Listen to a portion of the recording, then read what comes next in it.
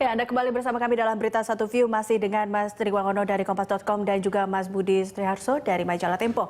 Mas Budi dan Mas Tri, ini kalau tadi kita lihat mafia migas dengan penangkapan Jero Wacik, ini prestasi KPK apa prestasi SBY sebenarnya? Ya, tentu saja prestasi KPK. Karena KPK ini kan lembaga di luar pemerintahan. Kalau yang di dalam pemerintahan kan Jaksa Agung. Kita belum mendengar satu prestasi yang mencorong gitu ya untuk mengungkap kasus-kasus korupsi. Bahkan kita melihat beberapa kasus dihentikan, di stop, kemudian orang-orang yang kita duga terlibat tidak diusut lebih lanjut. Nah ini kan KPK ini selama periode yang ini kan sudah 3 orang menteri aktif yang ditetapkan sebagai tersangka. Saya pikir ini juga satu strategi mereka untuk membuat orang-orang yang menarik perhatian publik, populer itu sebagai objek pendidikan, itu sebagai tujuannya efek jerah. Meskipun saya nggak terlalu yakin juga bahwa efek jerah itu betul-betul ada karena sudah sekian banyak yang ditangkap, tangan maupun ditangkap berdasarkan pendidikan-pendidikan yang kasus-kasus lama, tapi tetap saja kasus korupsi terjadi. Kita melihat ada Bupati Kerawang yang dia dan istrinya menjadi tersangka. Kemudian banyak sekali kasus-kasus baru yang seolah-olah kasus korupsi yang lama itu ya bukan sebagai hal yang menakutkan gitu. Orang dipermalukan di televisi itu tidak menjadi sesuatu yang membuat orang jerah untuk melakukan korupsi. Lalu kemudian malah orang tersenyum-senyum di depan kamera ketika mereka masuk kamera televisi dengan baju orange itu kayaknya yang dengan tulisan KPK itu malah ada yang victory. Mereka mungkin bangga dengan menggunakan jaket orange itu. Saya pikir yang perlu diberi penghargaan ya KPK karena mereka dengan segala keterbatasannya ya penyidik yang tidak terlalu banyak, mereka melakukan satu operasi yang betul-betul kuat dengan ya kita harapkan bukti-bukti yang mereka pegang juga kuat.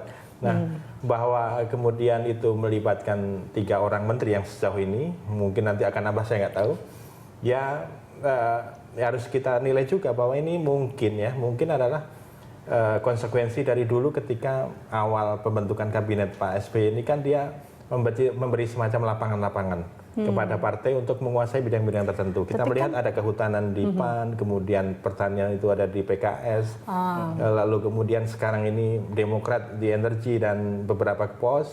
Dan kita melihat itulah mungkin yang menjadi sumber korupsi gitu. Karena tadi sudah disebutkan bahwa membiayai sebuah partai politik itu kan besar sekali. Dan ini semacam diberi pintu untuk menguasai sektor-sektor yang basah gitu ya. Dan dari kepada partai-partai tertentu juga. Tapi bukannya Pak SBY juga mendukung dengan langkah korupsi ini? Nah, gini Mbak. Pemberantasan korupsi ya.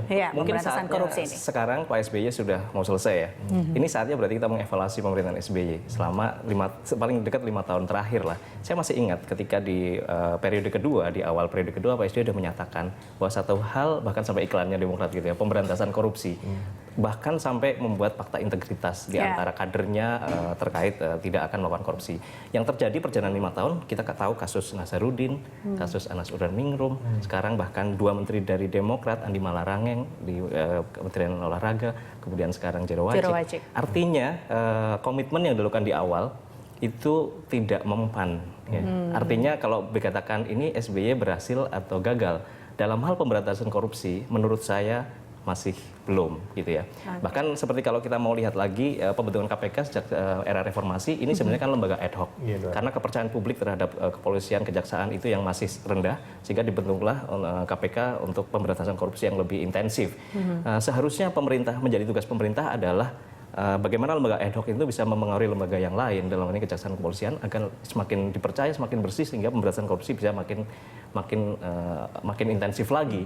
Yang terjadi kan ya justru kasus-kasus di kejaksaan, di kepolisian kemarin kita lihat masih cicak buaya kemudian lain-lain masih lembaga-lembaga ini masih belum kepercayaan publik pun belum meningkat secara drastis. Itulah tugas pemerintah menurut saya yang seharusnya. Nah ini akan menjadi tugas pemerintahan yang baru tentunya untuk membuat ya korupsi ini mungkin ya hilang atau ditekankan seperti itu dengan juga mengusut tuntas masalah tadi mafia migas atau mafia-mafia lain ya di pemerintahan mungkin seperti itu Mas Budi. Ya kalau kita lihat KPK sekali lagi kan dia lembaga di luar struktur pemerintahan.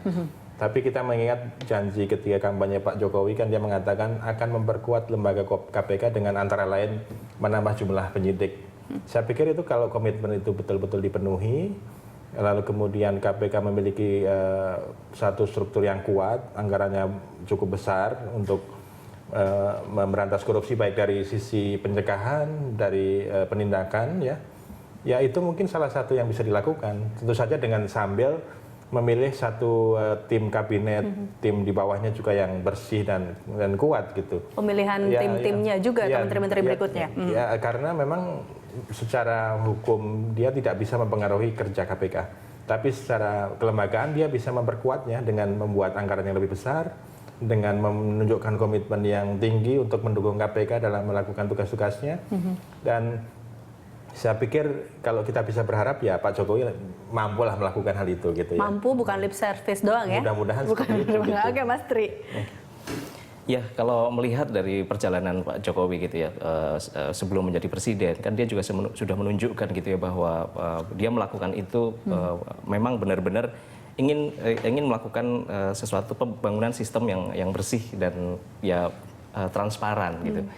Itu yang kita harapkan sih sebenarnya. Sekarang banyak hal termasuk di kementerian seperti tadi misalnya dana operasional menteri, anggaran kementerian itu hanya mereka yang tahu dan itu rawan untuk diselewengkan. Yang terjadi Pak Jokowi kemudian sekarang di Jakarta dengan Pak Ahok, mereka membuka dana anggaran operasional mereka digunakan untuk apa saja. Itu kan bagian sebenarnya dari transparansi publik untuk melakukan pengawasan. Saya yakin kita berharap pun ya di pemerintahan ini transparansi ini akan didorong lebih besar lagi, kemudian penggunaan anggaran negara juga benar-benar dikawal oleh semua orang gitu. Mungkin dengan adanya transparansi bisa menghilangkan beberapa atau semua mafia-mafia yang ada di pemerintahan. Iya kan memang idenya seperti itu ya, bahwa semakin pemerintahan semakin terbuka mestinya permainan-permainan bawah meja, permainan di bawah layar itu ya semakin terkurangi gitu karena publik bisa mengawasi.